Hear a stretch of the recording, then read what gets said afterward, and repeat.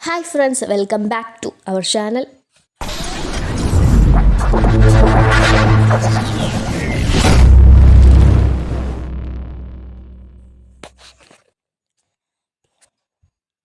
District Diaries Part 2.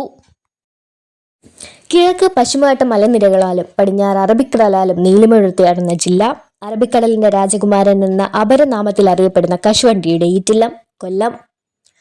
പണ്ട് വേണാട് നാട്ടുരാജ്യത്തിന്റെ ഭാഗമായി അന്ന് അതിന്റെ തലസ്ഥാനമായ ഇടം പിന്നീട് ദേശിംക നാടായി വളർന്നു. മാർത്താണ്ഡവർമ്മ രാജാവിന്റെ കാലഘട്ടത്തിൽ തിരുവിതാംകൂറിന്റെ ഭാഗമായി.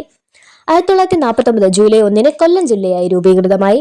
തുടർന്ന് 1957 ചേർത്തല, മാവേലിക്കര, ചെങ്ങന്നൂർ, തിരുവല്ല, കാർത്തികപ്പള്ളി, അമ്പലപ്പുഴ താലൂക്കുകൾ ചേർന്ന ആലപ്പുഴ ജില്ലയും 1983 കുന്നത്തൂർ താലൂക്കിന്റെ ചില ഭാഗങ്ങളും മറ്റും ചേർന്ന പത്തനംതിട്ട ജില്ലയും രൂപീകൃതമായി. ഇന്ന് കൊല്ലം, കരുനാഗപ്പള്ളി, കുന്നത്തൂർ, കൊട്ടാരക്കര, പത്തനാപുരം, പുനലൂർ എന്നിങ്ങനെയുള്ള താലൂക്കുകൾ കൂടി ചേരുന്നതാണ് കൊല്ലം. നിരവധിയായ പ്രത്യേകതകൾ കൊല്ലത്തിന്റെ മണ്ണിനുണ്ട്. പ്രാചീന കാലത്ത് കുരുമുളക് കൃഷിയായിരുന്നു കൊല്ലത്തിന്റെ മുഖമുദ്ര. തുടർന്ന് കശുവണ്ടിയും മീനും ഒക്കെയായി. 19-ാം നൂറ്റാണ്ടിലും പ്രധാന വ്യവസായ കേന്ദ്രമായിരുന്നു കൊല്ലം. കൊല്ലം പോർട്ട് വ്യവസായത്തിന് പ്രധാന പങ്ക് വഹിച്ചു. കേരളത്തിലെ പത്തനംതിട്ട, തിരുവനന്തപുരം, തമിഴ്നാട്ടിലെ തെങ്കാശി എന്നീ ജില്ലകളുമായി അതിർത്തി പങ്കിടുന്ന കൊല്ലം കേരളത്തിലെ ഏറ്റവും വലിയ 4ാമത്തെ നഗരമാണ്. കേരളത്തിന്റെ ഔദ്യോഗിക കലണ്ടറായ കൊല്ലവർഷം രൂപം കൊണ്ടത് കൊല്ലത്ത് നിന്നാണെന്ന് പറയപ്പെടുന്നു.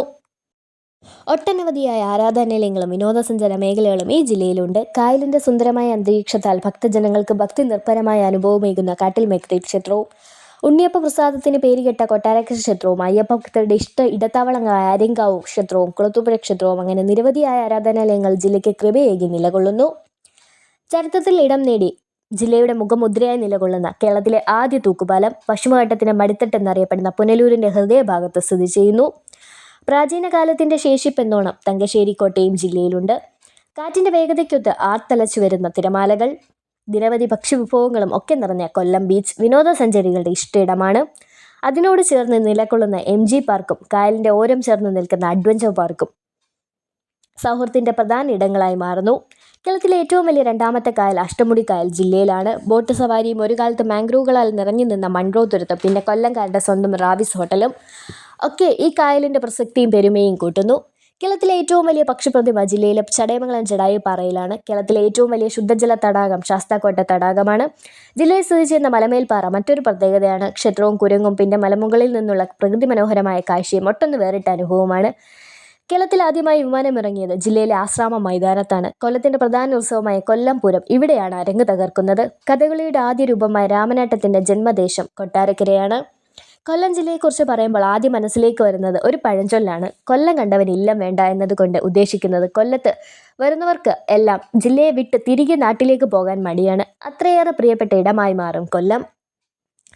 കടലും കായലും മാത്രമല്ല ജില്ലയിലുള്ളത്. കൊല്ലത്തിന്റെ കിഴക്കേ മേഖലയിൽ നീണ്ടു നിവർന്നു കിടക്കുന്ന പ്രകൃതി കനിഞ്ഞ് അനുഗ്രഹിച്ച തെന്മല, പശ്ചിമഘട്ട മലനിരകളാൽ ചുറ്റപ്പെട്ട ഇടം, വനത്തിന്റെ വശ്യത നിറഞ്ഞ തെന്മല. കേരളത്തിലെ ആദ്യ വന്യജീവി സങ്കേതമായ ശെന്തുരുണി വന്യജീവി സങ്കേതം തെന്മലയിലാണ്. ഗ്ലൂട്ട ട്രാവൻകൂറിക്ക എന്ന ശാസ്ത്രനാമത്തിൽ അറിയപ്പെടുന്ന ചെന്തുരുണി മരങ്ങളുടെ നാമത്തിൽ നിന്നുമാണ് ഈ പേര് കൈവന്നത്. ലോകത്ത് ഇന്ന് ചെന്തുരുണി മരങ്ങൾ കാണപ്പെടുന്നത് തെന്മലയിൽ മാത്രമാണ്. ഇന്ത്യയിൽ മരത്തിന്റെ പേരിൽ അറിയപ്പെടുന്ന ഏക വന്യജീവി സങ്കേതമാണ് ഇത്.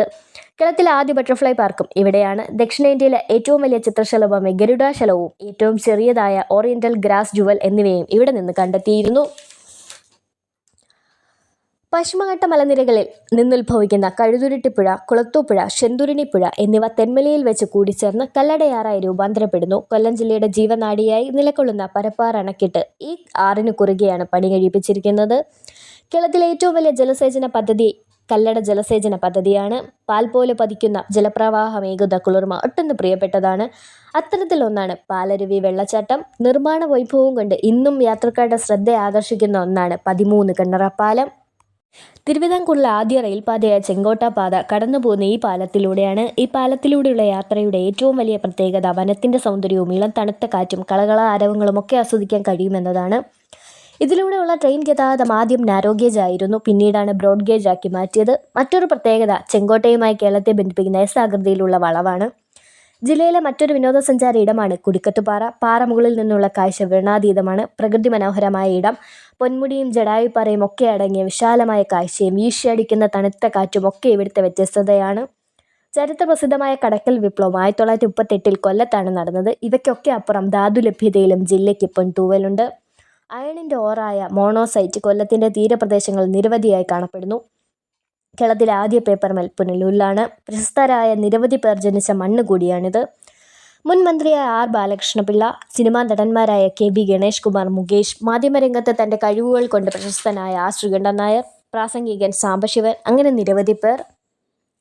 തിരകളിൽ മറഞ്ഞും കരകളിൽ ഒളിഞ്ഞും നിധികുംഭങ്ങൾ ഇനിയും ഒരുപിടിയുണ്ട് കേരളത്തിൻ്റെ മുതുമുത്തശ്ശിയായ ഈ ദേശത്ത്. ഈ വീഡിയോ നിങ്ങൾക്ക് ഇഷ്ടപ്പെട്ടെങ്കിൽ ലൈക്ക് ചെയ്യൂ, ഷെയർ ചെയ്യൂ. തുടർന്നുള്ള വീഡിയോകൾ നിങ്ങളിലേക്ക് എത്തുന്നതിനായി സബ്സ്ക്രൈബ് ബട്ടൺ ക്ലിക്ക് ചെയ്യൂ. അപ്പോൾ പുതിയൊരു വീഡിയോയുമായി അടുത്ത് തന്നെ കാണുന്നത് വരേക്കും ബൈ.